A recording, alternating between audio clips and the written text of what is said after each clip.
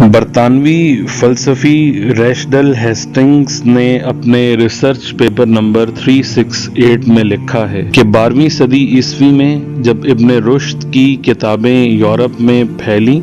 تو اس کا فلسفہ عیسائیوں کو اپنے حق میں شدید خطرہ محسوس ہونے لگا۔ چونکہ ابن رشد ایک مسلمان تھا اور ایک مسلمان کا لکھا ہوا فلسفہ یا ایک مسلمان کی تشریحات عیسائی سٹوڈنٹس کو اسلام کی طرف مائل کر سکتی تھی۔ چنانچہ 1210 عیسوی میں پیرس یونیورسٹی کونسل نے ایک متفقہ فیصلہ دیا اور اس فیصلے کے مطابق ارسطاطل یعنی ارسطو کی فزیکل ہسٹری یعنی طبیعی تاریخ اور اس پر لکھی ہوئی ابن رشد کی تشریحات کو تعلیم و تدریس کے لیے ممنوع قرار دے دیا گیا، مگر یہ فیصلہ بہت دیر تک باقی نہ رہ سکا۔ کچھ عرصے بعد یونیورسٹی کے ذمہ داروں کو احساس ہوا کہ انہوں نے ایسا کر کے اپنے طلباء کو علم کے خزانے سے محروم کر دیا ہے۔ چنانچہ نہ صرف ممنوع کتابیں دوبارہ داخل نصاب کی گئیں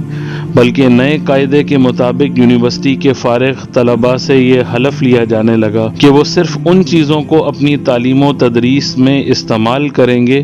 جو ابن رشد یعنی ایک مسلمان فلسفی کی شرح کے مطابق ارسطاطل کے خیالات سے ہم آہنگ ہو۔ یہ ایک مثال ہے جس سے اندازہ ہوتا ہے کہ اگر آدمی کے اندر کوئی خوبی ہو تو مخالف بھی کس طرح اس کو ماننے پر مجبور ہوتا ہے، حتیٰ کہ اگر کچھ لوگ تعصب یا ضد میں آپ کو شروع میں نہ مانے تو اس نہ ماننے کو بھی مستقل نہ سمجھیے۔ اگر فی الواقع آپ کے اندر کوئی قابل قدر چیز ہے تو جلد وہ دن آئے گا کہ جب نہ ماننے والے کو اپنے نہ ماننے پر پچھتاوا ہوگا اور وہ دوبارہ آپ کے اعتراف پر مجبور ہو جائے گا۔ ابن رشد دنیا میں موجود نہ تھے کہ وہ اپنا دفاع کر سکتے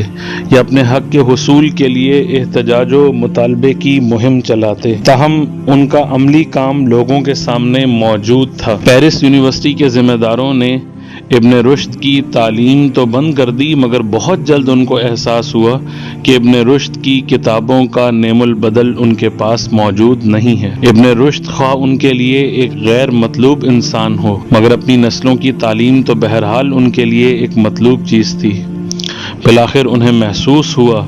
کہ ابن رشد کو چھوڑنا صرف اس قیمت پر ممکن ہے کہ خود اپنی نسلوں کی تعلیم ناقص رہ جائے۔ وہ ابن رشد کو نظر انداز کر سکتے تھے مگر اپنی آئندہ نسل کو نظر انداز کرنا ان کے لیے ممکن نہ تھا۔ چنانچہ وہ مجبور تھے کہ وہ ابن رشد کی کتابوں کو دوبارہ اختیار کرتے۔ کوئی شخص اگر یہ حیثیت اور یہ ناگزیری حاصل کر لے کہ وہ دوسروں کی ضرورت بن جائے تو دوسرے اس کو ہرگز نظر انداز نہیں کر سکتے، خواہ یہ دوسرے اس کے دشمن ہی کیوں نہ ہوں۔ یہ قدرت کا اٹل اصول ہے۔